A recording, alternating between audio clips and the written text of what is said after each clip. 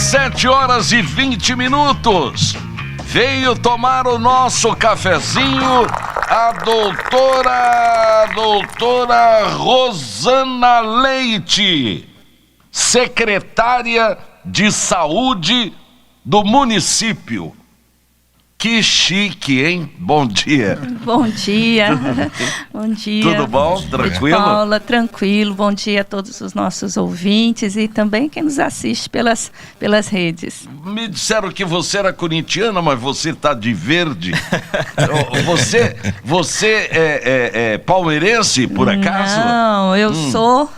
Como todo mundo, né? Tô com 50 anos de jeito, nem eu sou santista. O peixe da Vila Belmiro.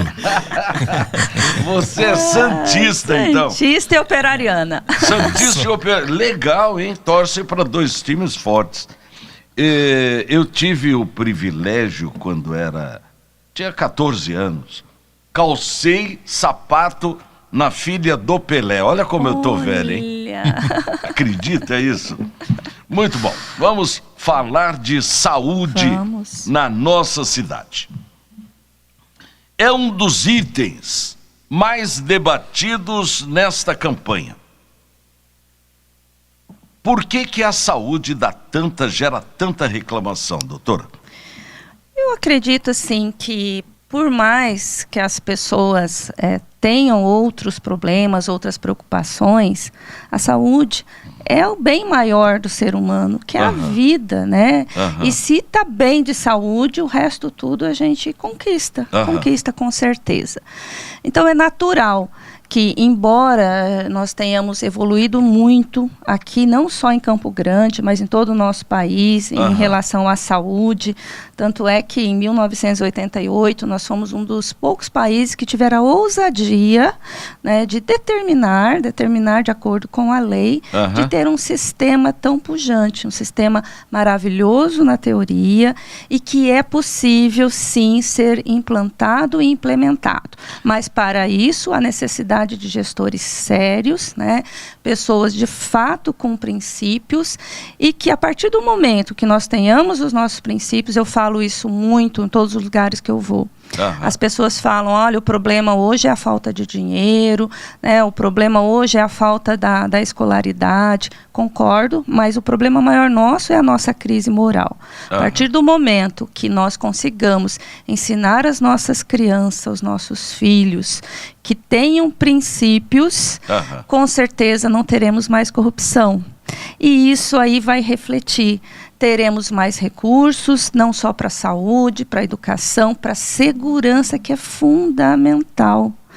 Uma cidade que as pessoas se sintam seguras, elas vão fazer qualquer empreendimento, elas vão ficar mais tranquilas e terão mais tempo para crescerem. Doutora, as grandes reclamações que nos chegam... Sim. Pessoas que vão a um posto de saúde, já foi pior. Chegava a um posto de saúde, não tinha remédio, o atendimento difícil, médicos que muitas vezes não iam, né? Uns não iam, outros iam, nem olhava na cara do paciente, já receitava paracetamol, né? Não conversavam com o paciente, não faziam a tal de anamnese. A senhora que é doutora, sabe dessa importância de você conversar. Muitas vezes uma conversa resolve o assunto. Eu peguei alguns dias atrás uma briga entre uma mãe, uma assistente social e um posto de saúde. Conversei com a mãe, coloquei ela e a assistente social estabilizadas, tive que estabilizar os dois. Gostei do termo, hein? Estabilizadas, viraram amigas. Que bom. O rapaz saiu da internação e tudo ficou bem. Muitas vezes falta alguém, né, para levar o recado a Garcia, né, como diz aquele velho conto, né? Por que não se arruma, não se ajusta a recepção dos postos às pessoas que chegam, doutora? Excelente pergunta. É o que, como você mesmo colocou, né? Eu sou, inclusive, professora dessa cadeira na universidade que chama semiologia. Ou seja, é onde não só os médicos, mas também enfermeiros, todos os profissionais da saúde aprendem durante a sua graduação que o primeiro contato com o paciente é conversar. É olhar no olho. E o que é esse conversar? Esse conversar é saber a história, o que o trouxe ali. Depois que você faz essa história, você vai examiná-lo, tocá-lo, ver qual é a queixa. A partir daí, a necessidade ou não de um raio-x, a necessidade ou não de um exame de sangue e assim sucessivamente, que a gente chama de exames complementares. E só nessa, entre aspas, para as pessoas entenderem, conversa, nós conseguimos fazer mais de 70%, 80% de diagnóstico. A partir do momento que eu faço o diagnóstico, eu começo a fazer o tratamento. E hoje, o que nós também observamos? Que a população, devido a essa inversão, que muitos nem conversavam, nem tocavam e só pediam exames, a população acaba acreditando que o médico bom é aquele que pede algum exame. E é o contrário, né? O que pede muitos exames. E é o contrário. A medicina, ela ainda é a mesma nesse sentido, que é a conversa. E por que eu falo isso? Porque tem que ter a confiança, a relação médico-paciente. E hoje nós temos 74 unidades de saúde da família. Nós temos 10 unidades de pronto atendimento, que é quando está naquela emergência, tem que ir. Além dos CAPs, do centro de especialidade. A Secretaria Municipal tem mais de 100 equipamentos. E quando nós iniciamos, agora em fevereiro, nós fizemos uma pesquisinha, só para a gente entender a população. Estávamos, sim, com muita falta de medicamento. Hoje, nós já estamos com 94% dos medicamentos. Aí eu vou explicar um pouquinho depois, tá? Só que a maior queixa era essa. Eles reclamavam da falta de medicamento, da falta, muitas vezes, que faltava o dentista, o médico, mas a principal era o atendimento, é chegar na recepção. A acolhida, né? A acolhida que a gente usa. Diante disso, além das outras queixas que a gente está trabalhando, nós fizemos alguns processos. Nós temos a ouvidoria itinerante, a nossa ouvidora, a doutora Silvia, juntamente com toda a equipe dela, tem ido nas unidades. A gente tem não só conversado com a população, mas principalmente com o servidor. Por quê?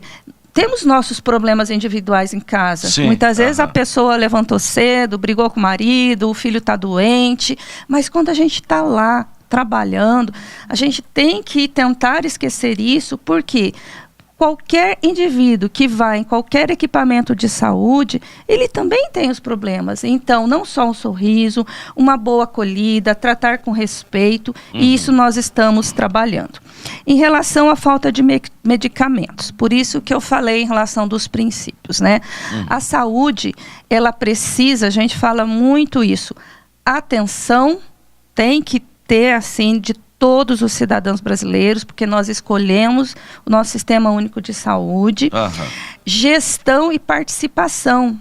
E essa participação, ela vai desde o autocuidado, quando você vai lá, quando eu vou te atender, você tem uma hipertensão, eu vou te passar medicação, eu vou te passar uma dieta, e você seguir.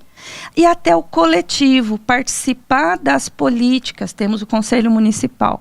Algo que tem me espantado nesse período eleitoral, é que nós observamos algumas pessoas, candidatos, seja vereador, seja prefeito, que colocam umas ideias que, vou fazer isso na saúde. Lembrar que todos os dias, independente de período eleitoral, essa participação popular tem as instâncias. Então, coloque essas ideias. E foram pessoas que jamais participaram do Conselho Local de Saúde, jamais participaram do Conselho Municipal, porque não adianta eu falar, eu quero colocar uma maternidade, vou construir uma maternidade.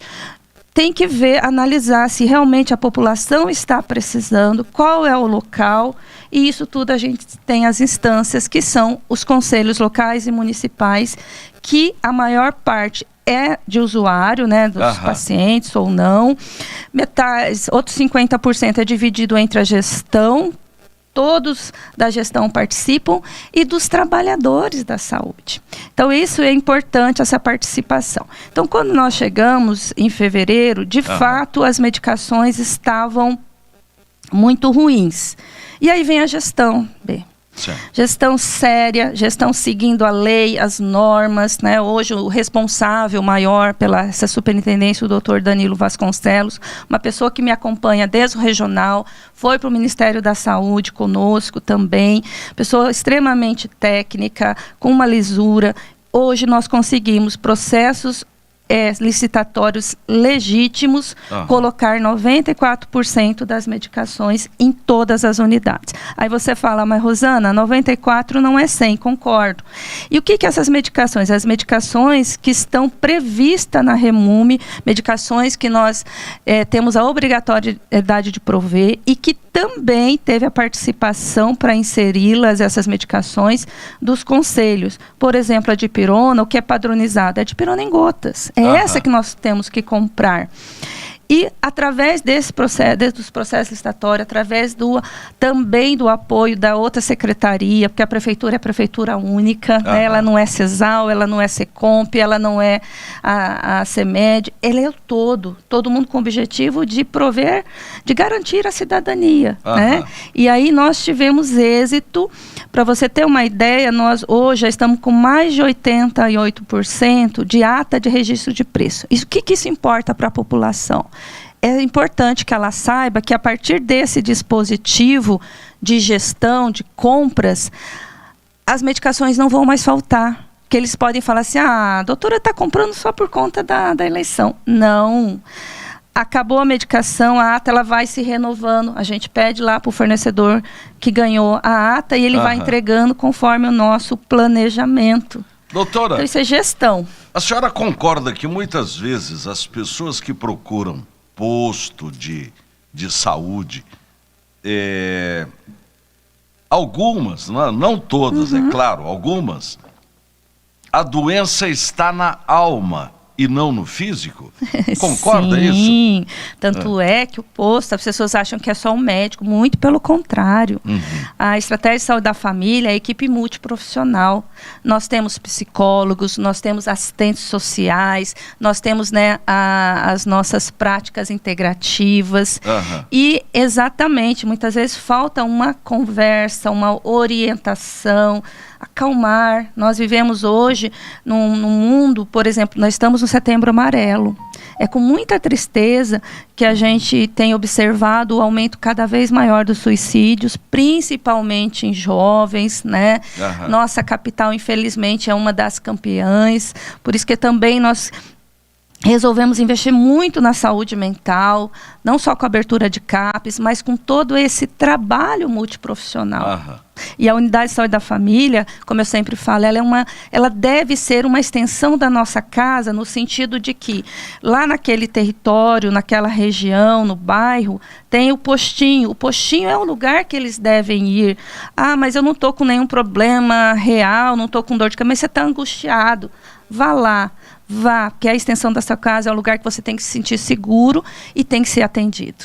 Doutora, aquelas cirurgias que estão paradas. Eu estou com um caso aqui, nesta semana, de uma pessoa que colocaram um aparelho nela, eu não sei, um catéter. Encontrei a palavra. Encontraram um catéter, agora ela não consegue tirar. E aí, eu mesmo já corri com o nome dela, já mandei, já pedi na Santa Casa, em vários lugares. E eu, se fosse ela, já teria arrancado o catéter com a mão mesmo. Enfia a mão lá, já arranco, já... Eu falo isso, parece brincadeira. Tá rindo, mas é triste. Sim. Por que isso não acontece? Isso já não é um caso da Secretaria de Saúde. Isso é um caso maior, não é? Por que isso não acontece, doutora? Esse caso específico provavelmente é um catéter urológico, né? Aquele que a pessoa tem pedra nos rins, tem que colocar. Mas antes disso, cirurgias. Nós sabemos que nós temos os hospitais contratados, no SUS a gente usa um termo bonito, contratualizados, porque a média e alta complexidade. Então, esses hospitais, a Santa Casa, o Hospital do Pênfico, o Hospital São Julião, o Hospital Universitário e também temos o Hospital Regional. E como que é essa contratualização? É por demanda. Aquele hospital, ele tem a vocação, vou usar esse termo, de atender mais o trauma, atender a urologia, assim sucessivamente. Então, a gente faz o que a gente chama de um documento descritivo e vai fiscalizando. Olha, ele vai atender X, Y e Z. Ocorre que em Campo Grande, a falta de leitos, ela é real.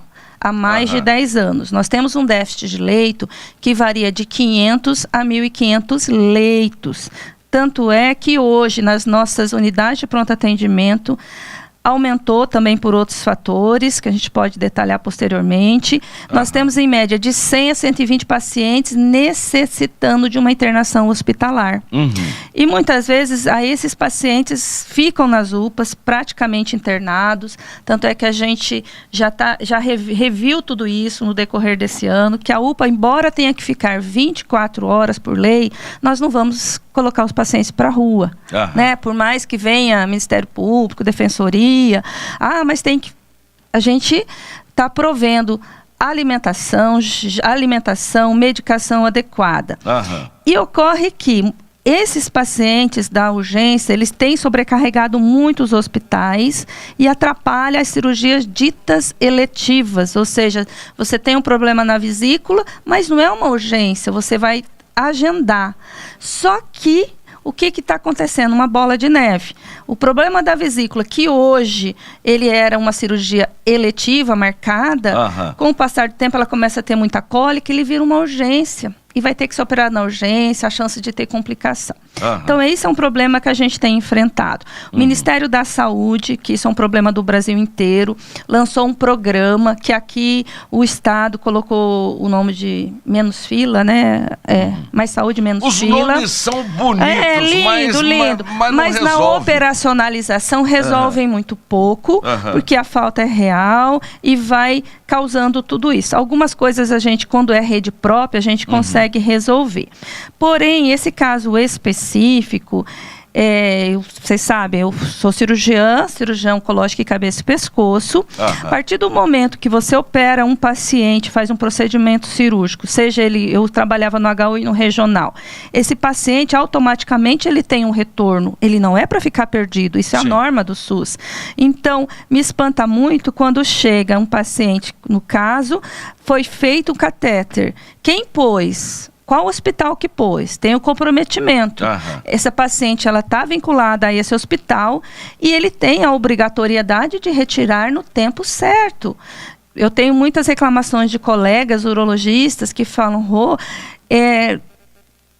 o pessoal demora a marcar o retorno, mas o retorno é a responsabilidade do hospital.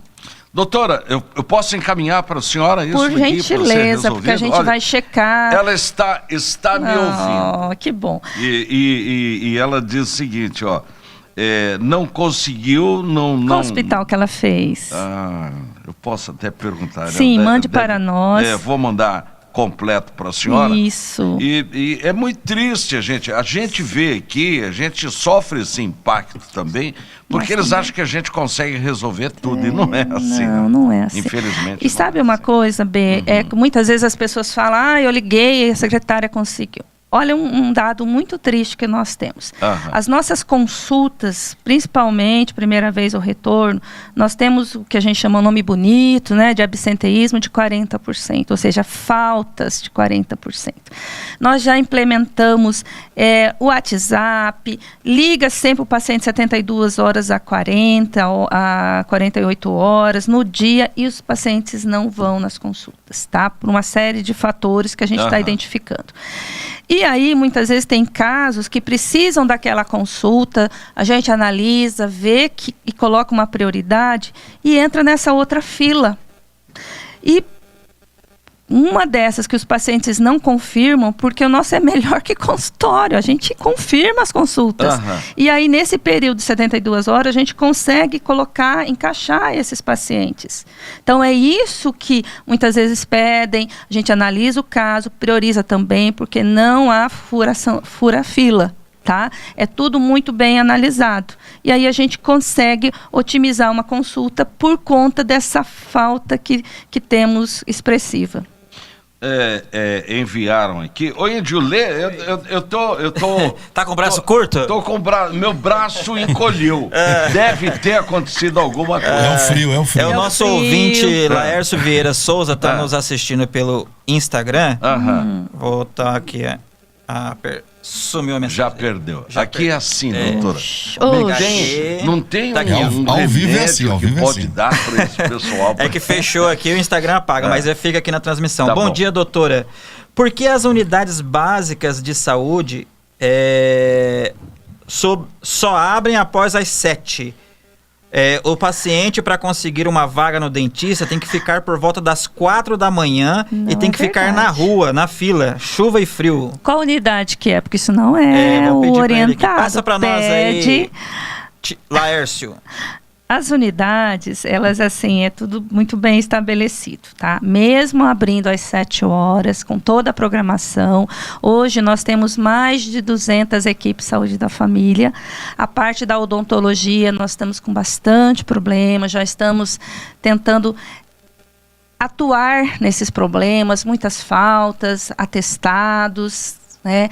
Quando nós começamos, realmente estava com dificuldade dos tais compressores. Hoje nós não temos nenhum compressor estragado. E aí aumentou, a gente vai checar, aumentou o tempo de marcação. Então a gente ainda está, infelizmente, correndo atrás. Não gosto desse termo correr atrás, porque a gente tem que estar do lado ou um pouco na frente, né? Da parte da odontologia, mas nós já estamos revendo todo o processo de trabalho da odontologia. As unidades, elas abrem às 7 horas, né, para os trabalhadores também, por isso nós temos as unidades de pronto atendimento 24 horas. Na verdade, não é... eu acho que as pessoas acabam... no embalo, reclamando, porque a saúde... Que não conhece o SUS. Mas não é tão assim. Não, né? Não é eu, bem. por exemplo, eu tenho um exemplo na minha casa. Minhas filhas usam o sistema de saúde da prefeitura e elogiam. Pai, é mais rápido... Você marca num consultório, você chega lá, você tem que esperar o médico terminar o atendimento dele, muitas vezes demora mais do que você indo a um posto de saúde. Quer dizer, e pago, né, no particular. Então tem coisas altamente positivas, só que eu acho que aprenderam a reclamar tanto que essas coisas parece que não são vistas. Né? E a maioria, né, são pessoas que não conhecem o SUS. Essa Também unidade que ele comentou aí, né, Bê? É do Aerorancho, né, Índio? É do Aerorancho. A gente vai Aerorancho. analisar, tá? Que não é essa orientação, não é para paciente chegar de madrugada, tá? Jamais. Não tem isso, né? De jeito nenhum. Agora, tem funcionário que ele mesmo faz a regra, como se ele fosse o dono do posto? Infelizmente. Cara, eu que mando aqui.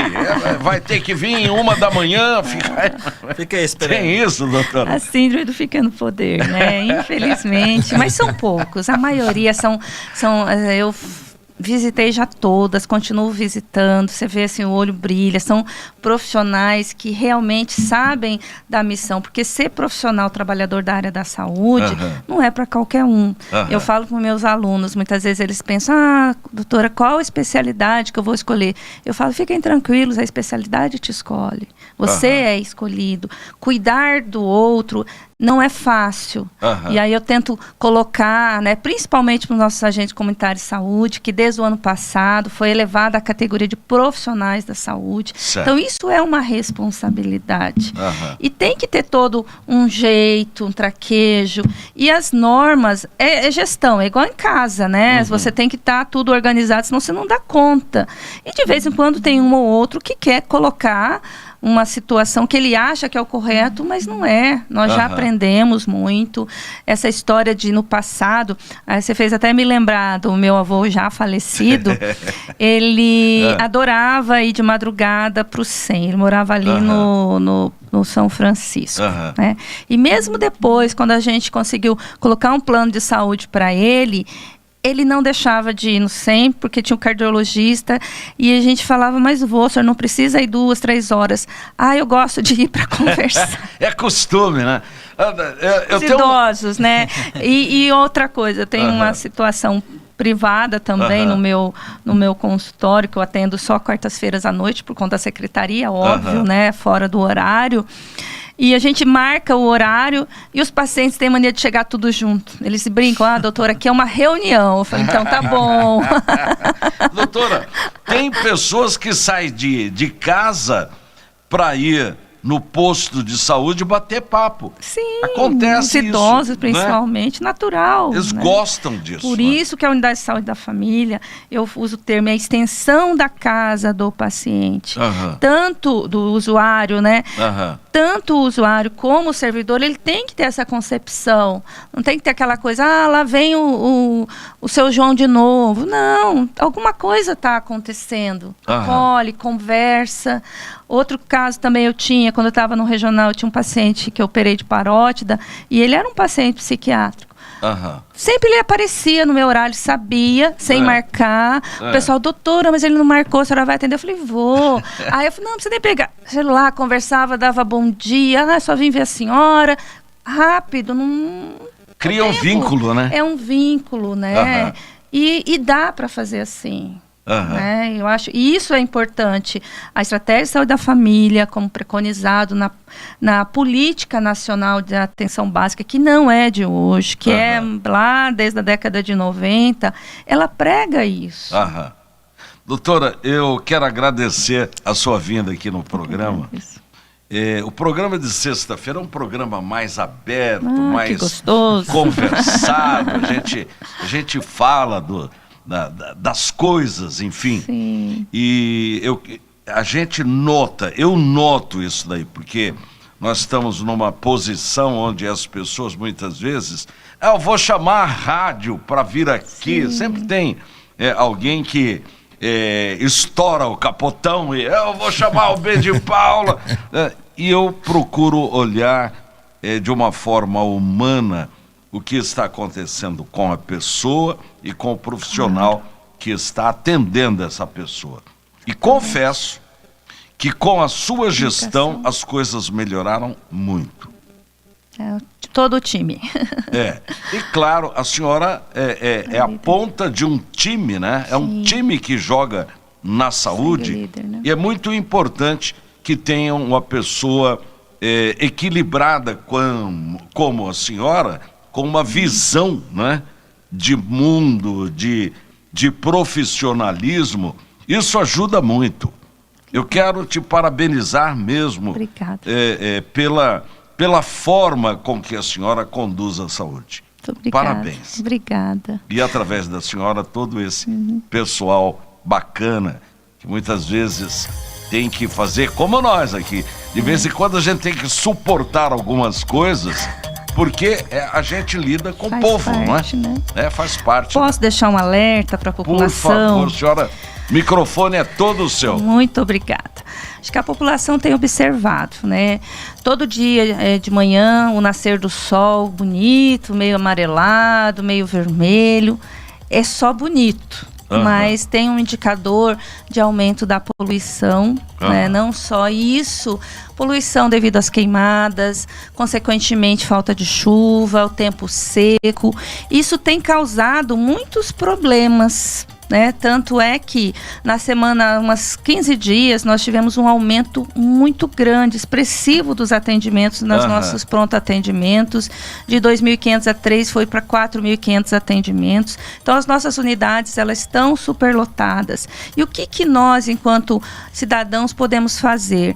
Esse tempo, ele propicia não só a proliferação de vírus, então a gente começa a ter mais doenças virais, como estamos tendo esses casos casos de gastroenterite. Então, se cuidem, usem umidificadores, aqueles que têm, coloque uma bacia d'água, coloque uma toalha quando for dormir, deixe a casa arejada, apesar de ter muita poeira, muita partícula, principalmente aquelas, não só crianças, mas adultos, que já têm um histórico de doença respiratória, de asma. Esse tempo seco, ele seca muitas mucosas e isso propicia com que eles tenham mais crises de asma. Então, lavar sempre o nariz com soro fisiológico, né? Se está com algum sintoma gripal, coloque uma máscara para não passar, porque senão, se deixar agravar, e hidratação, hidratar bastante, tomar muito líquido, muito chá, principalmente as crianças e os idosos, e assim a gente vai conseguir fazer uma prevenção, conseguir que as pessoas tenham ou um resfriado ou uma dor de barriga mais leve, que possa ser cuidado em casa e não vai superlotar as unidades. Sim. Mas é claro, se agravou, se está vomitando, crianças quando começam a vomitar, realmente tem que tomar o sorinho na veia, o idoso também, vá para uma unidade de saúde. Se o sintoma é mais leve, vai para a unidade de saúde perto da sua casa, o SF. Se for um pouco mais grave, você vê que não está melhorando, vá para nosso pronto atendimento. Mas se cuidem, e todo mundo, quando eu falei do autocuidado, nós fazemos parte disso, então vamos nos cuidar. Muito obrigado. Um bom fim de semana, Obrigada. Um bom trabalho. Parabéns à prefeita Adriane Lopes pelo cuidado que ela tem com a saúde. Muito cuidado. A gente entende, as dificuldades são grandes, mas as pessoas no lugar certo, elas resolvem esses problemas. Parabéns, doutora. Obrigada a todos os ouvintes. Volte sempre. Obrigada.